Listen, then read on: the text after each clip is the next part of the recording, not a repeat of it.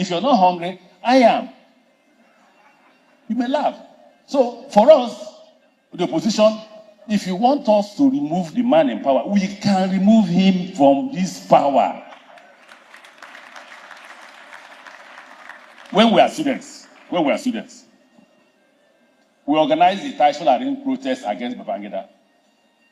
We organized protests against Buhari. And believe me, there was no north and south in the students. The protests that shut down ABU, University of Nigeria and Soka, University of Lagos and all that, the meeting took place in Kano. When we finished the meeting at night, everyone was told to go back to the school and mobilize school. Once the NAS president addressed a press conference, all of us were on the street. Submit ourselves to the interest of the nation first, before the interest of ourselves. That's why I choose this topic. And I like the amendment you made. It's actually state weaponization, because it's not you, it's the state. Even though they are not deliberately weaponizing like he said. They don't have the idea. They don't know how to weaponize you. They don't know. But where the state comes in is, yes, they don't know how to weaponize you. They are weaponizing you inadvertently by stealing the money they should have given you. If I were president, yes, some of the policies they are pursuing, I will pursue them. But ask, what's the failure? The failure is the gains of those policies are in their private. If they bring those gains, okay, we are paying, at the time we are paying close to 4 to 5 trillion naira who vote on ethnic and religious basis, or who spoil innocent, uneducated people who are poor to voting for people for the reasons of religion and ethnicity. That's why we are here. And let me tell you, it's a conspiracy of the elites. Forget, when we sit here, we look at what is the best way to go to grab power. We don't care for you. No Nigerian leader cares for you. And the reason why no Nigerian leader cares for you is because you will do nothing. You protested. At the end of the protest, the president announced increase in price of fuel because he will do nothing. It's an absolutely do-nothing society. Emma, you may not know. One of the reasons I commented was your level of knowledge. I respect people who are more brilliant than me. You, him, Professor Wole Soyinka, that's how the friendship started. The reason, I don't know figures, so you know figures. And I respect you for the level of knowledge of economics. In fact, if you are not here and I was a president, you would have played a prominent role in the government I will serve. I don't care where you come from, for Christ's sake. It's about moving the country forward. We don't want to move the country forward. If you're not ashamed, I'm ashamed. My passport was seized in Germany. I did nothing. My offense is that I'm carrying a green passport. They kept me for nearly 30 minutes, and I was going for a medical checkup in Vienna. Show us your hotel. Listen, I should. Show us a return ticket. I should. Wait. Just because I'm carrying a green passport. So if you're not ashamed, I am. I am. That's why I picked up this topic. And let me tell you why I picked up this topic. Nigerian leaders and elites are not the problems of Nigeria. The problems of Nigeria are the followership. The leaders, look, when people say Nigeria is a capital, there are no capitalists in Nigeria. Capitalists are those with capital to invest for production. Do we produce here? Everybody relies on oil. Everybody wants to, that's why once you become president, you will see what will happen. As soon as you become president, you will not know Christians from Muslims. You will not. They are all coming towards you to just have a hand in the stealing. That's what happens. So I look at Nigeria and I ask myself, what are we actually doing here? Do we really want to be a country? If we want to be a country, I'll give you an example of my stay in government. I was shocked at a lady that I gave an appointment. And I thought the lady was a destabilized Nigeria. Her only call to power was going to see the president and speaking Hausa Fulani language. And I was ashamed. Very ashamed. Because I was looking for those who can change the country. And I told her, I am putting you in this place because I want you to change that place. It doesn't matter whether all the people that served under me were from the north or south or east. What was important is how do you change this country? Growing up, you as young men, I will tell you what you didn't enjoy. Growing up, we had NANS meeting in Kano. We started the meeting 12 midnight, finished at 6 a.m. It's okay. Start. SSS does not arrest us. Each person go find your way back to BUK. We had it in a private house.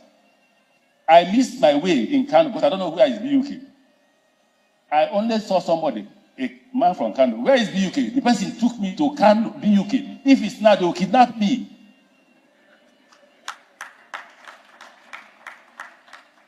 Look,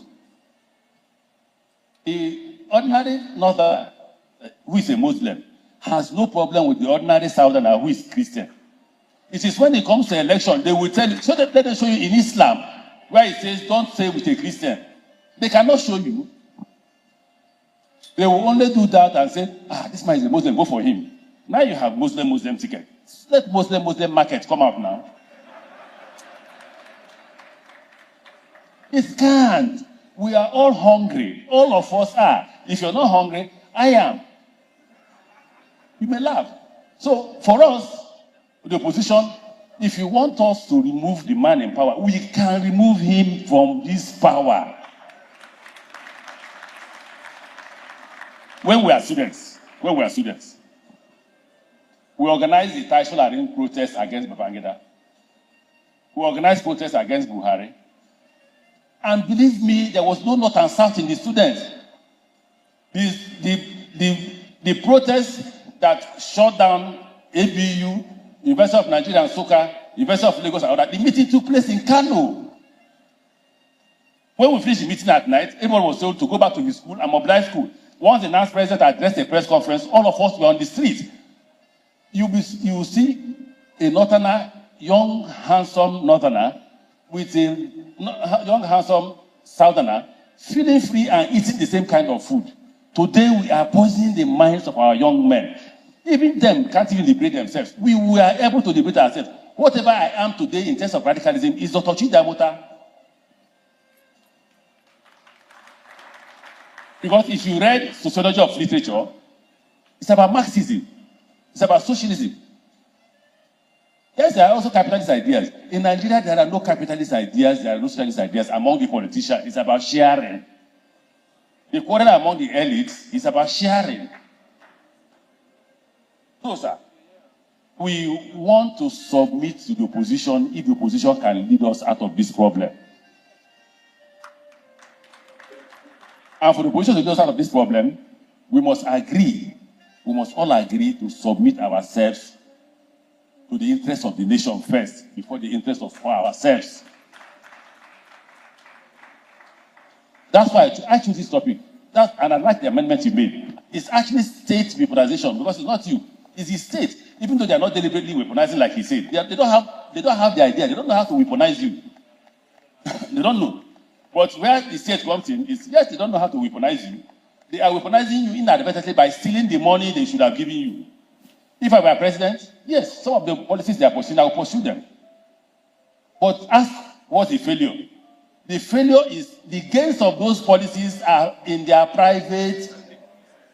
If they bring those gains, okay, we are paying, at the time, we are paying close to 4 to 5 trillion naira for oil subsidy. So they've stopped. Why is the 4 to 5 trillion naira? If they dump it on the economy, you will not be crying. We are hedging dollar, right? Between naira and dollar. Now you've stopped. Where is the savings? President Tinubu said it has, what's it called? Our suffering has come to an end yesterday or yesterday. Has anybody's diet changed? How many of you can buy a cup of garri at the rate? You know, the problem with Nigeria is, if you say the last president was very bad, the incoming one will be worse. When the incoming one takes over, the one before him will have become a king. We will now be wishing that person took over. Because it is a country of sharing money. I thank you for coming. Trust me, I thank you. Waziri, I thank you for coming. In fact, I came to you only once, and you obliged me the request. Emir, I spoke to Emir on the phone. The rest of you, just once, people were telling me, I should have called them several times, should have visited them. Well, I was honored. I worked with Gerard Buratai. I worked with Sadiq. I don't know Sadiq was here. I didn't know you were from the north. I didn't give a damn. You didn't even behave as if you were from the north. Service, Gentlemen, let's see that. How do we solve the problem of the river state on security? You remember when we came, there used to be roadblocks everywhere, until somebody called me and said, look, nobody will invest in river state if we see roadblocks. And I met people. People said, you agree with me?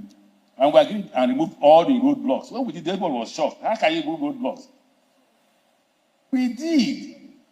Two policies. Insecurity is 99.9% poverty. When Boko Haram started, they said, oh, they were anti-Christians. Is Boko Haram not killing Muslims? It is because hunger does not know religion. So Boko Haram was not selecting Christians and killing them. No. Boko Haram was killing both Muslims and what? And Christians. And let me tell you what I was taught in the university. I don't know if Dr. Amota will agree to this. I'm sure he must have left. I was taught that it is rebellion. That is their own form of protest. They are protesting against the elites. So because they are protesting against the elites, they can't catch the elites. The elites have guns. Here, if you see the number of guns here to protect all of us, not to protect you. So when they look at us, they can't catch us. Who did they catch? They are full of poor men. And when I was governor, when there is an increase in insecurity, I know there is no money in the system. Where is Commissioner for Finance? He became SSG. He's here. What do I tell you? I said, go and release money. Pay contractors, pay salary, pay money. And once you pay, insecurity will do what?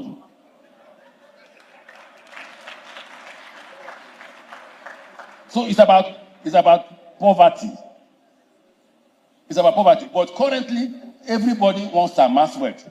The current government and their agencies and who work with it, they are not even afraid. If you see the kind of houses they are building, if they are not afraid, I am ashamed for them because they have no name. But they say in the university they will say who name pay. So I thank you. I will hope that all of us can come in the evening where we have the dinner. I thank those of you who have organized this reception. I thank those of you who have come. I thank Governor Suswan and my colleagues. Governor of Niger says that he was more radical than me, and he was older. And as an older radical, you are not a good radical because you're too old. So when he said I'm radical, he was more radical. I was impressed in the Governor's Forum. I thank you people for giving me support. Him, Governor Sule Lamido, and all others, they pushed me on with their radical ideas. Maybe behind me, maybe you were talking about religion and this, but at the Governor's Forum, we didn't do religion. We didn't do ethnicity. What we took was Nigeria. When we dissect Nigeria, some will support, some will oppose. Anybody, when we vote, once the majority takes the position, everybody will join the majority. So I thank my colleagues who have come here, and I thank the Emir of Duse and Emir of Kano. I thank you very much. I thank my former chairman of party when I was in PDP, Prince Secondus, and IGP. I thank my brother governors of Bayelsa. Liel and I were very, very close when we were in Governor's Forum. Me, Liel, and Oduan. It was a good friendship that we ate together, laid on the same listen together, and all that. So, good, Liel, I thank you. I thank all those who have come from River State for this show, for this thing. And then today's dinner will be the last ceremony we will have. Once more, Your Excellency.